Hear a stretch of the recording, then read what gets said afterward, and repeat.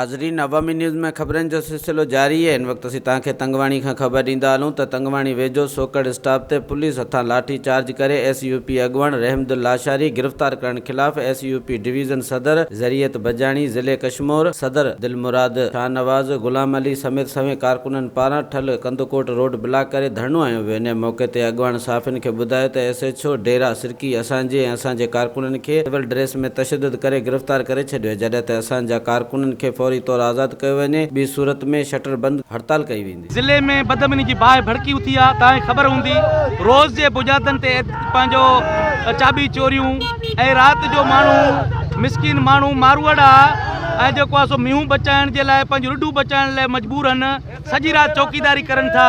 अगरि ॾींहं जो वीचारा को दुकान मां सौदो वठणु सामान वठणु सूद वठणु अचनि था त उन जे नतीजनि में चाबी चोर मोटरसाइकिल लुकाए था वञनि पिया।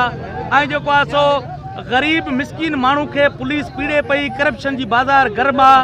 ऐं जेको आहे उन्हनि जे ख़िलाफ़ जेकॾहिं को एहतजाज थिए थो त उन जे नतीजनि में माण्हुनि खे गिरफ़्तार करे उन्हनि खे गुम करनि था। से तालके सदर रहमदुल लाशारी खे बिला जवाज़ गिरफ़्तार कयो वियो आहे। वधीक ख़बरनि ऐं तफ़सील जे लाइ विज़िट कयो असांजी वेबसाइट awami news hd.com ऐं ॾिसंदा रहो अवामी न्यूज़ HD।